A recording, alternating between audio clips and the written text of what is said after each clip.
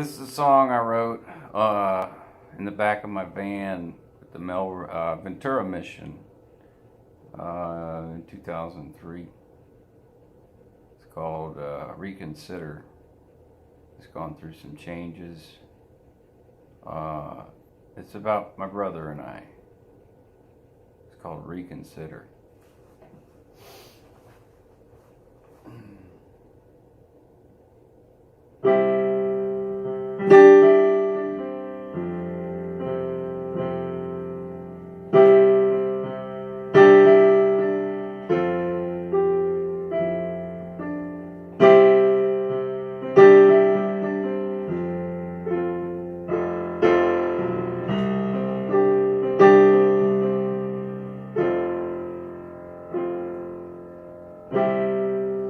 Mission bell ringing, it's cold outside, wrapped up in a blanket, tell yourself lies, and regret what I did. All grown up now, I feel like a kid.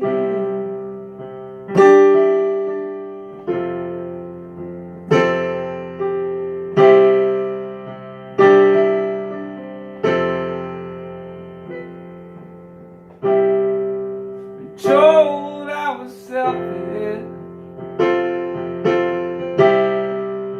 thought about it till now. People I love 1,000 miles away, only God can help it now. My soul is gone, turning and burning so long. I think it's time I reconsider. I think it's time I reconsider. Take it from me, your whole world is withered.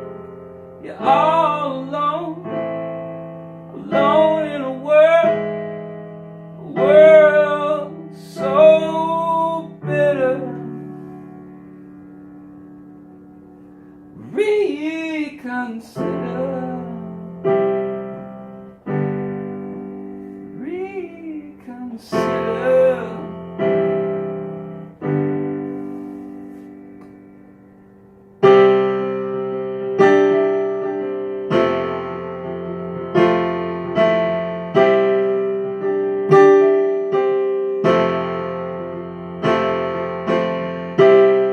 No one forced us to be here. Came here all on our own.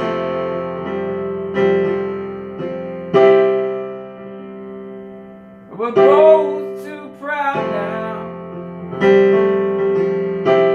to say we want to go home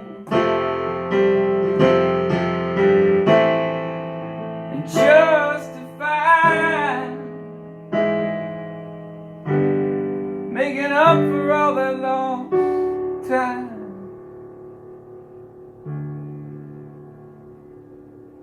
We tried so hard, it's just not in the cards. If freedom is just a step outside, lock the door before we arrive. And this constant isolation inspired this contemplation. I think it's time I reconsider. I think it's time I reconsider. Take it from me,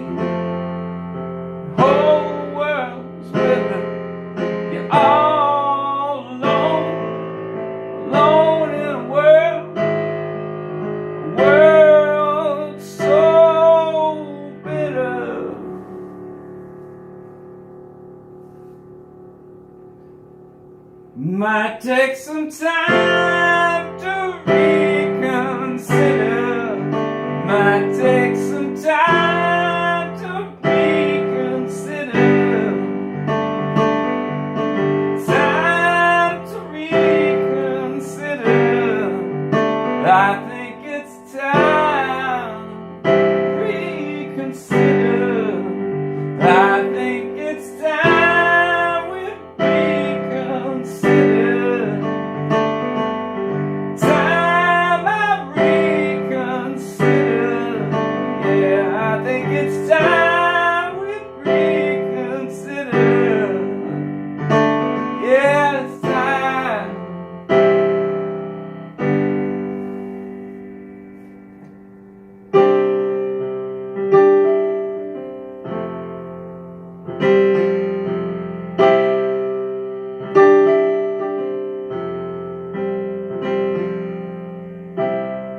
There's a mission bell ringing.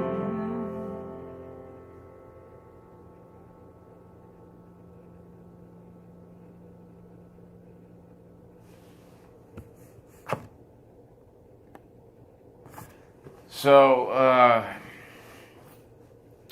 it's kind of long, 6 minutes, 20 seconds. Might have to find some ways to shorten it.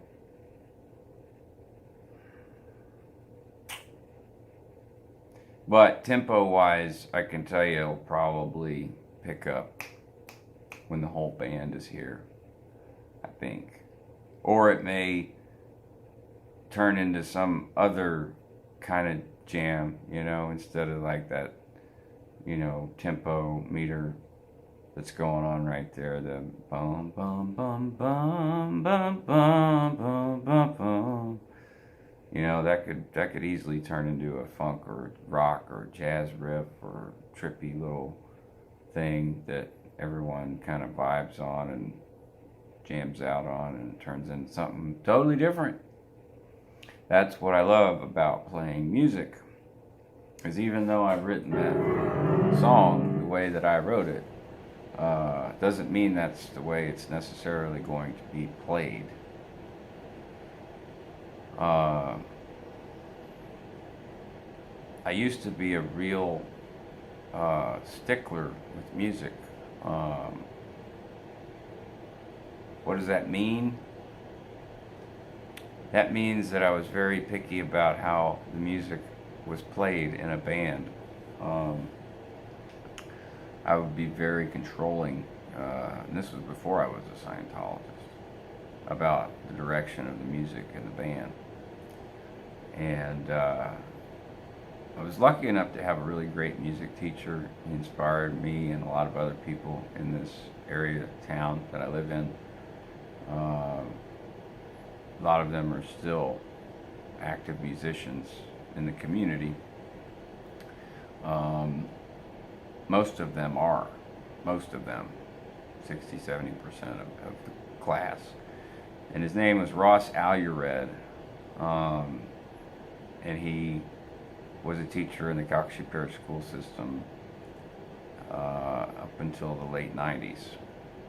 He lives in Michigan now, and he is absolutely, hands down, the best musical teacher that I've ever had.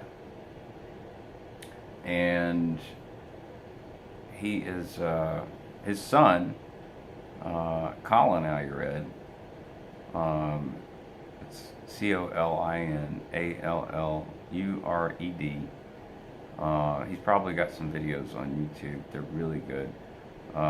This is a guy I was on the road with for several years, in the early aughts, before I joined Scientology. And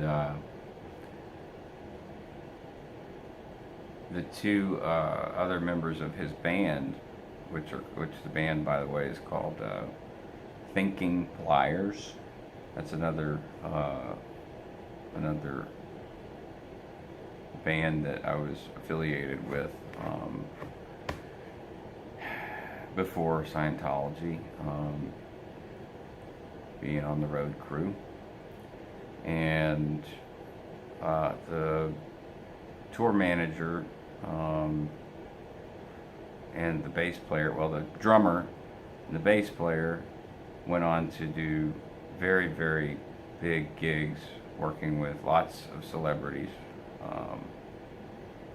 And they're twins. They're from Louisiana. I grew up with them.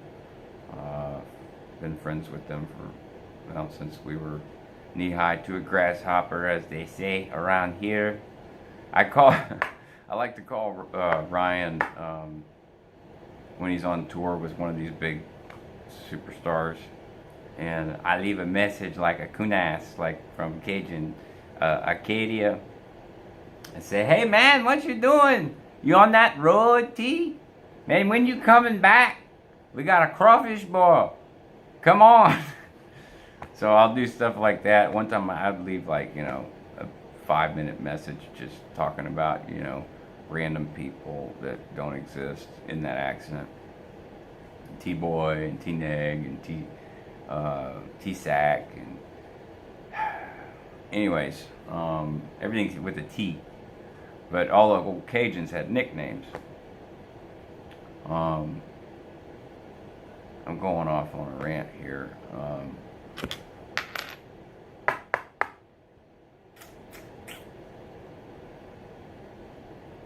So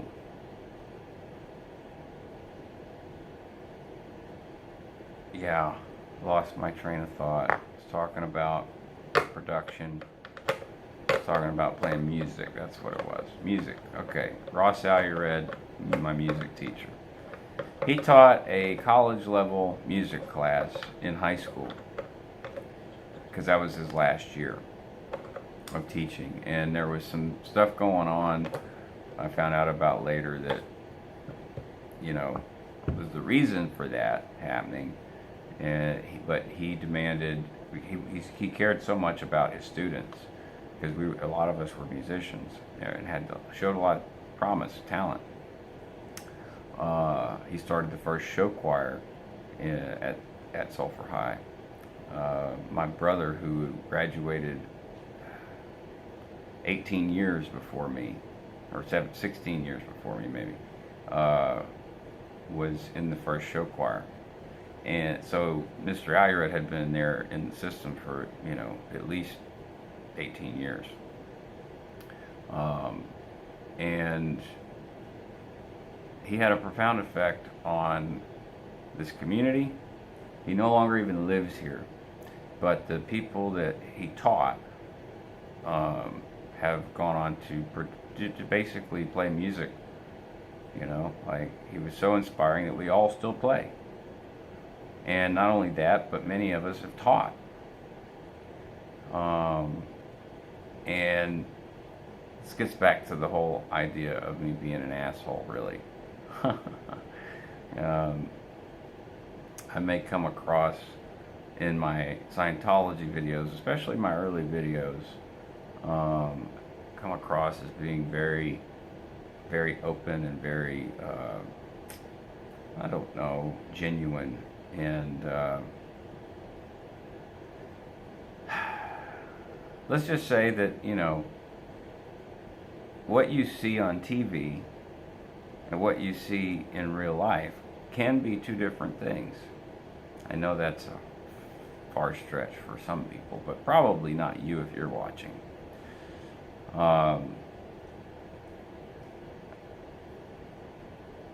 You know, I got so depressed after 8 days with no nicotine, and I mean super depressed, super duper duper duper duper depressed. Like, I hadn't been that depressed since before my divorce, whenever we were on the rocks and we were getting separated and stuff, and it was just like this crazy depression, very, very depressing. Wow, what else do you say? So I bought a pack of cigarettes. I smoked 3 within 4 hours. And then, no, not even 3. I smoked 2 cigarettes. I got the dopamine in my system. I was reading about acetylcholine reuptake inhibitor, reuptake, uh, and what happens whenever you quit nicotine completely, like cold turkey. And I got through the physical part just fine, but it was the psychological part that I was not prepared for. I started smoking pretty young. I started smoking when I was like, I'd say what you call a normal smoker, because I could afford to when I was 16. Let's call it 16. And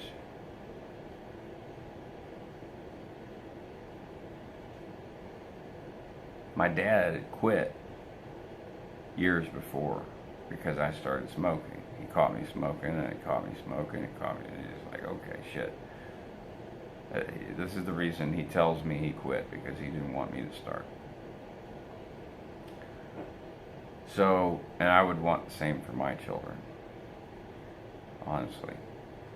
So, but he's constantly nagging me about smoking. When I was a child, he would be smoking in a car with the window rolled up and barely crack it, smoking in the house. This guy smoked 5 packs a day. That's hard to imagine for me, smoking 5 packs a day, and to do the things that he did and not be completely cancer-ridden and in a hospital. Especially working in the plants around here where we live, there's a lot of toxic chemical. After about 7 days, my sinuses started clearing up, and I could smell things. And God, the products they produce around here, there's methanes, there's chlorines, there's all kind of shit you're breathing in. And the smoke is just on top of that.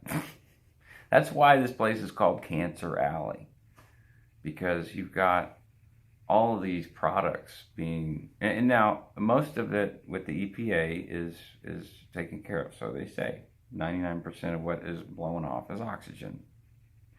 If you believe that, I can smell it. Maybe I don't know what the particles per million is for being able to smell something, but if I'm not smelling 99% if I'm smelling 99% oxygen and only 0.01% or 0.99% oxygen, or is any other chemical, like say 0.8% or 0.5% chlorine and maybe 0.5% or 0.49% methane, then my fucking nose is pretty good. I don't know if I believe the human nose could smell 0.9 particles per million, is what I'm trying to get at. But supposedly all the air down here is safe to breathe.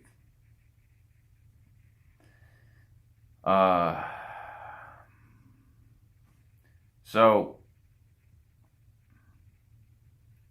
I one of my friends now, one of you guys are my virtual friends. I don't like calling. I don't want to call you subscribers for some reason.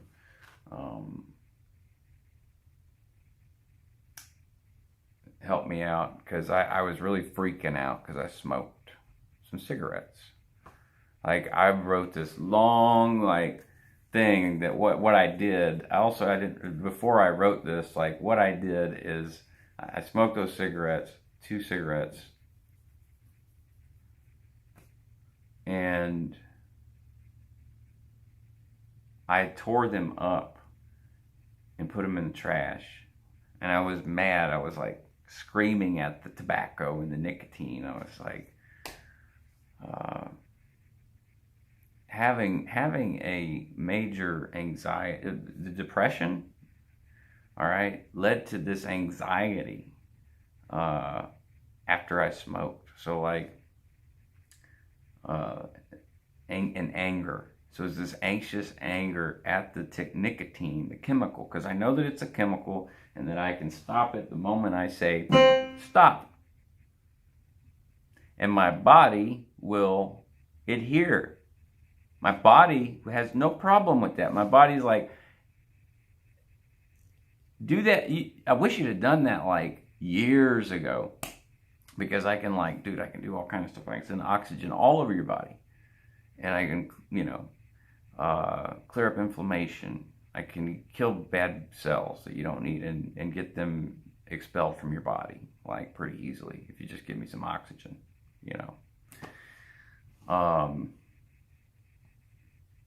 So that's a crippling kind of anxiety and depression when you realize that you've betrayed your body on such a deep level. And I bought a pack. I went on and turned my lift on last couple of nights, and no rides. Well, the rides that I did get got canceled. I got a 4.8 star rating. I don't decline rides. My car doesn't smell like smoke. And then that's for sure. Like I don't. I've had my mom and Stella go in there, and they said they didn't smell any smoke. So,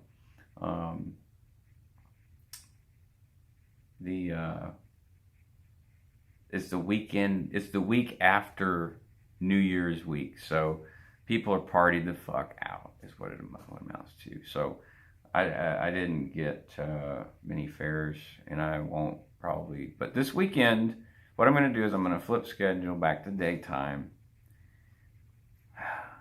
Yay!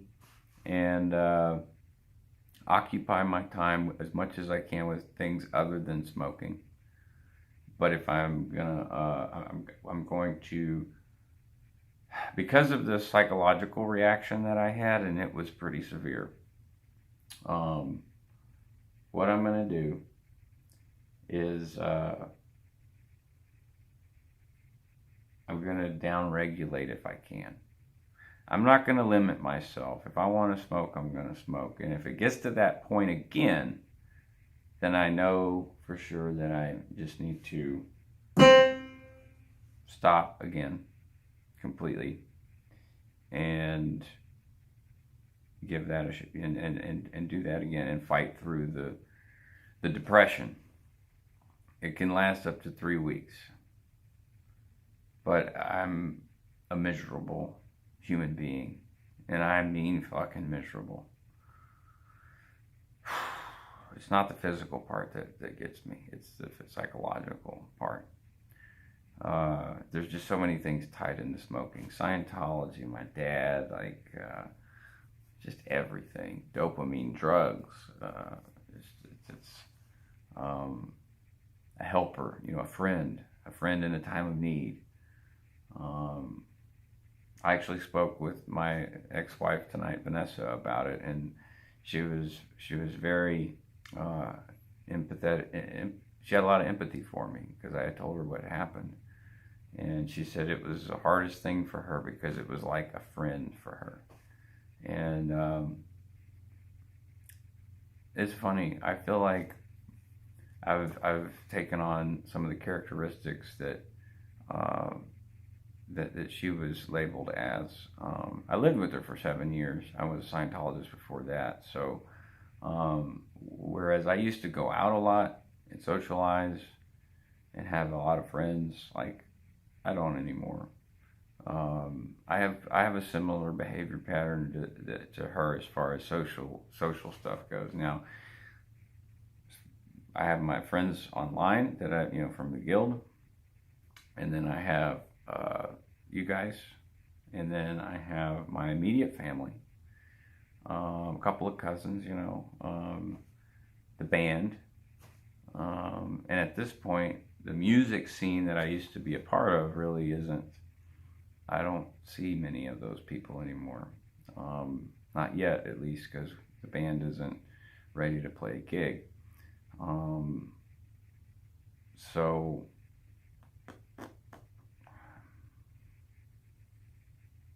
my birthday is the 21st. I've never been big on giving myself gifts on my birthday. I do like to give myself things, but usually things like toys. And I like to give my kids things like toys, and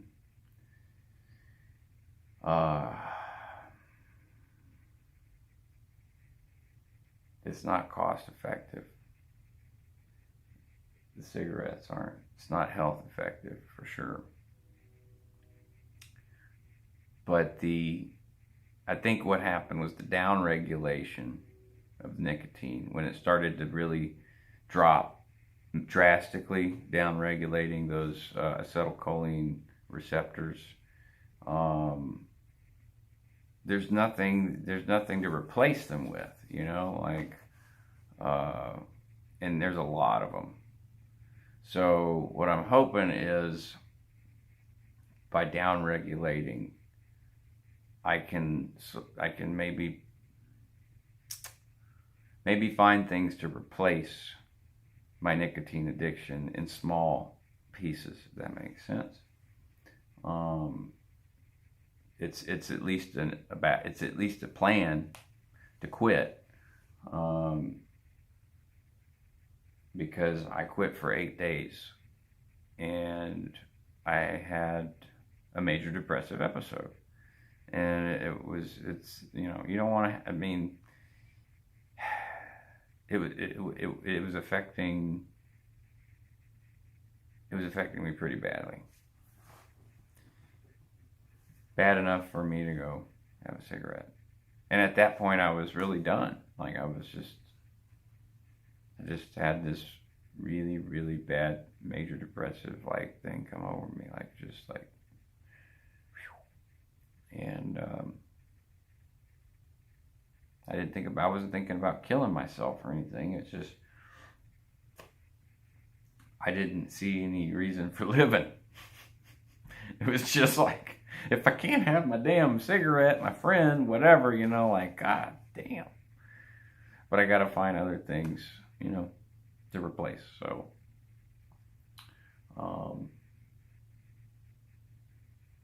and boy, am I just glad that the holidays are over. That's just like, that feels like 2 tons off my shoulders, because very active, very big family that I am in. And it can, you know, if you don't have high energy levels, then you're just gonna fall by the wayside, you know. You're gonna miss out on all that family action, because there's a lot to see. I have a huge, beautiful family, very expanded, very extensive, huge family. So, hope you guys enjoyed the tune, and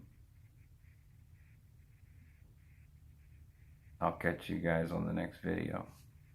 Peace.